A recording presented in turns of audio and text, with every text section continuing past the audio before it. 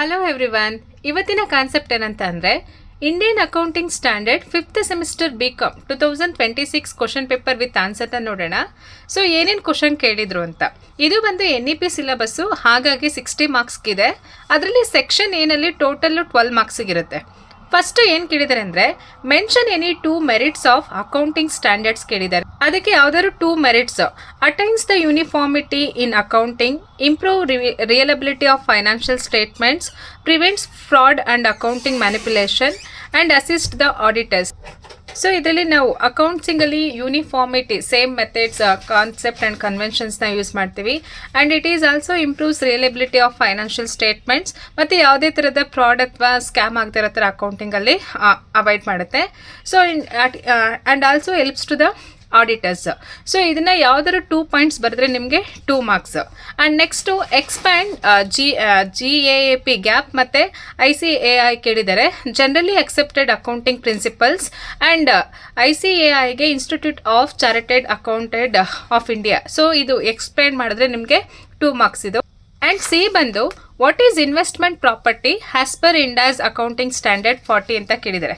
Investment property ಅಂದ್ರೇನು ಅಂತ, ಅದಕ್ಕೆ ಸಿಂಪಲ್ ಆಗಿ investment property is the property, land or building or part of a building or both that is held by the lessee under the finance lease.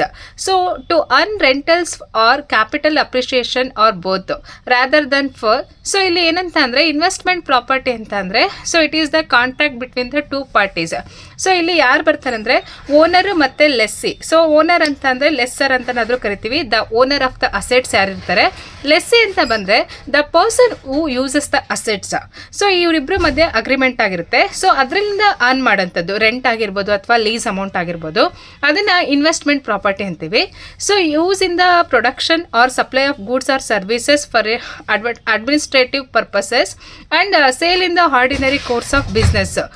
So ಇದರಲ್ಲಿ ಏನಂತ ಅಂದರೆ ಈಗ ಒಂದು ಬಿಲ್ಡಿಂಗ್ನ ರೆಂಟಿಗೆ ತೊಗೊಂಡು ಯಾವುದಾದ್ರು ಪ್ರೊಡಕ್ಷನ್ ಆಗಿರ್ಬೋದು ಅಥವಾ ಆರ್ಡಿನರಿ ಬಿಸ್ನೆಸ್ನ ಮಾಡೋಕ್ಕೆ ನಾವು ಯೂಸ್ ಮಾಡ್ತಾ ಇರುತ್ತೆ, ಅದನ್ನು ಬಂದು ಇನ್ವೆಸ್ಟ್ಮೆಂಟ್ ಪ್ರಾಪರ್ಟಿ ಅಂತ ಕರಿತೀವಿ. ಅದರಲ್ಲಿ ನಮಗೆ ರೆಂಟ್ ಆದರೂ ಅರ್ನ್ ಮಾಡ್ಬೋದು ಅಥವಾ ಲೀಸ್ ಅಮೌಂಟ್ ಆದ್ರೂ ಕೂಡ ಅರ್ನ್ ಮಾಡ್ತೀವಿ.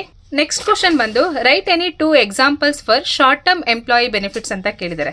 ಶಾರ್ಟ್ ಟರ್ಮ್ ಎಂಪ್ಲಾಯಿ ಬೆನಿಫಿಟ್ಸ್ಗೆ ಏನೇನು ಇದೆ ಅಂತ ನೋಡೋಣ. ಅದರಲ್ಲಿ salaries, wages, social security contribution, paid annual leaves and paid sick leaves.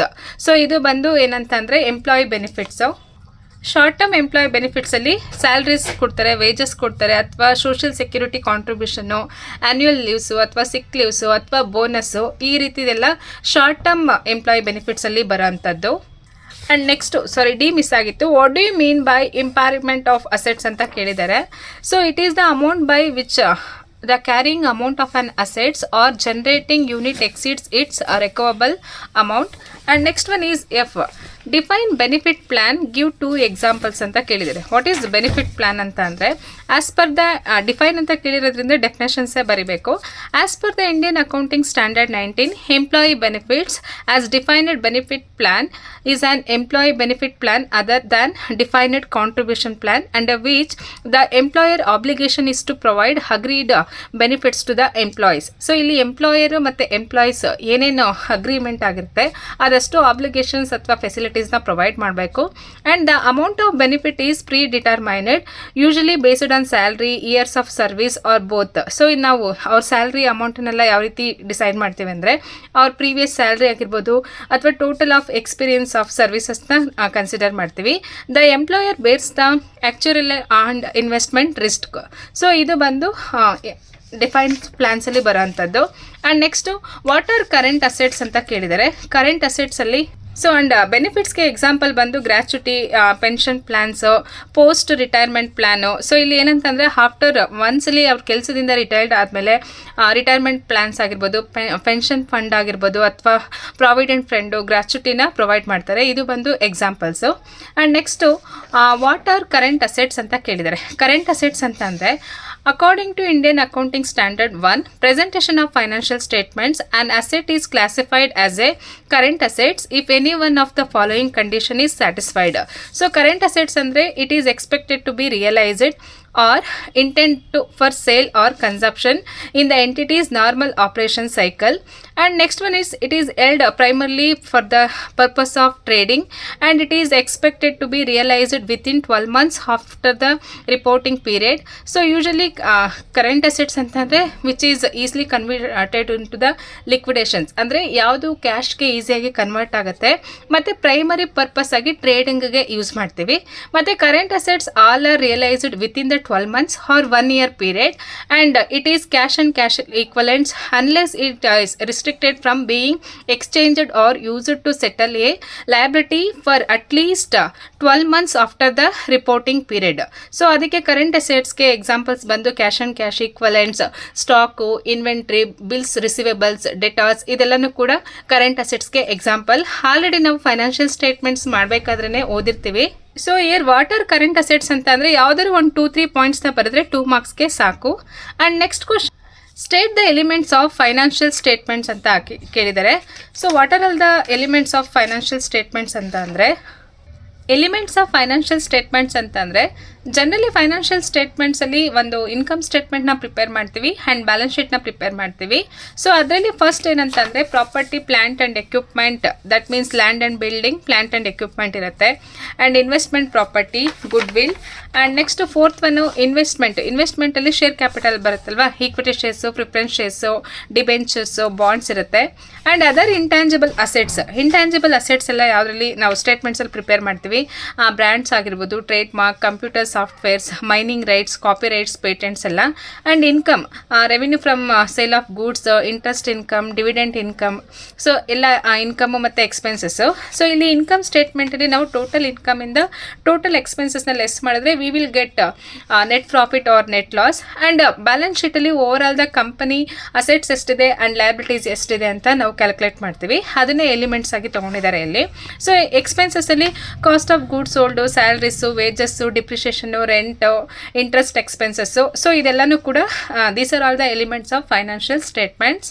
So ಇದಿಷ್ಟು ಕೂಡ ಸೆಕ್ಷನ್ ಎ ಕ್ವಶನ್ಸು. ಸೊ ಇದರಲ್ಲಿ ಯಾವುದಾದ್ರೂ 6 ಕ್ವಶನ್ಸ್ಗೆ ಆನ್ಸರ್ ಮಾಡಬೇಕಾಗಿರುತ್ತೆ. And next question is section ಬಿನಲ್ಲಿ ನಿಮಗೆ ಟೋಟಲ್ 3 ಕ್ವಶನ್ಸ್ನ ಚೂಸ್ ಮಾಡಬೇಕಾಗಿರುತ್ತೆ. And each question carries 4 marks, total 12 ಮಾರ್ಕ್ಸ್ಗಿರುತ್ತೆ. ಅದರಲ್ಲಿ ಫಸ್ಟ್ ಏನು ಕೇಳಿದ್ದಾರೆ ಅಂದರೆ explain the objectives of accounting standards ಅಂತ ಕೇಳಿದ್ದಾರೆ. ಸೊ 4 ಮಾರ್ಕ್ಸ್ಗೆ main objectives of Indian accounting standards ಬಂದು, the main objective of Indian accounting standard is to bring in more transparency of annual financial statements in company accounts. And next ensures companies in India adopt these standards to implement internationally recognized best practices. One systematic or single accounting system common for all the companies, cutting out the confusions and frauds.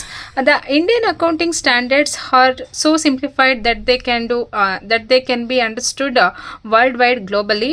The Indian accounting standards are designed to match the global requirements.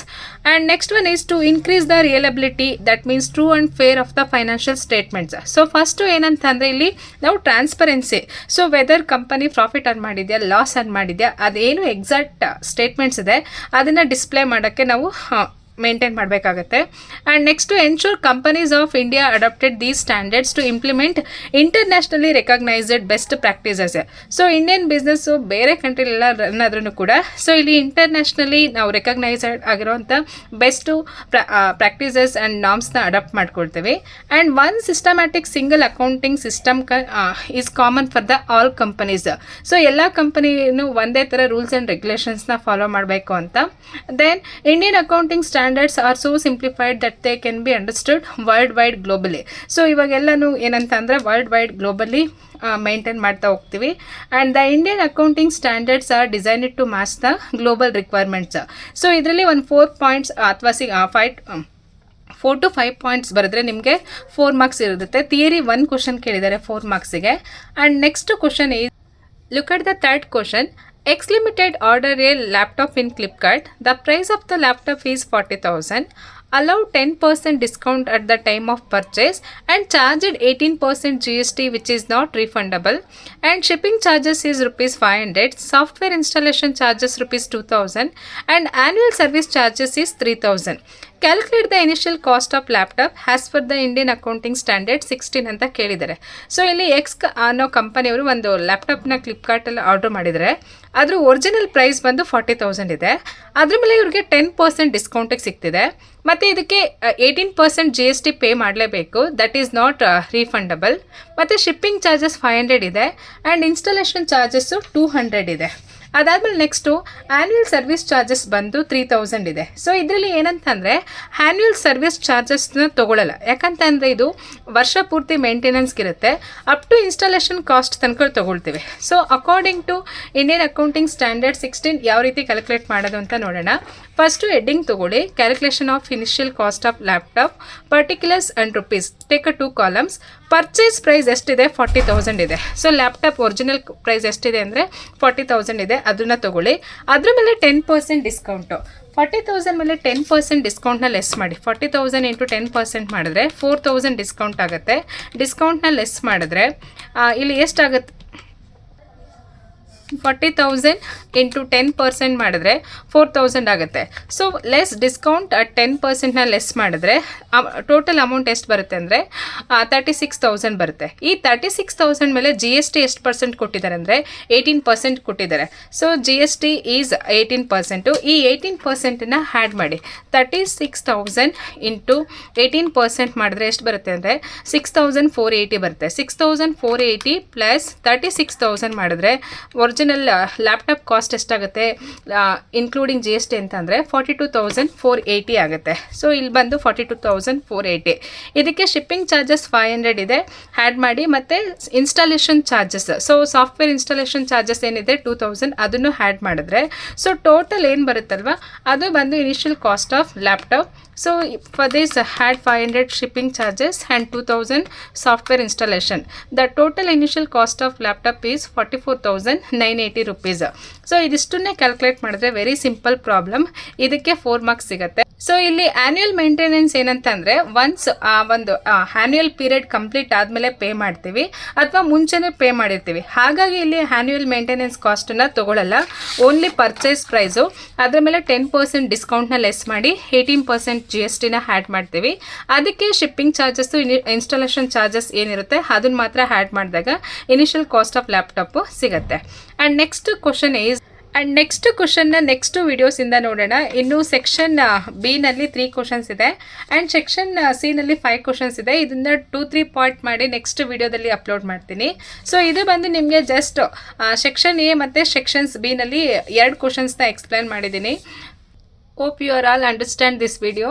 And ಈ video ನಿಮ್ಗೆ help ಆಗಿದ್ರೆ you have to share with your classmates ಮತ್ತು ಫ್ರೆಂಡ್ಸ್ಗೆ share ಮಾಡಿ, ಅವ್ರಿಗೂ ಕೂಡ help ಆಗುತ್ತೆ. And ನೀವಿನ್ನು ನನ್ನ ಚಾನಲ್ಗೆ ಸಬ್ಸ್ಕ್ರೈಬ್ ಮಾಡಿಲ್ಲ ಅಂತಂದರೆ please do subscribe for my channel. Thank you.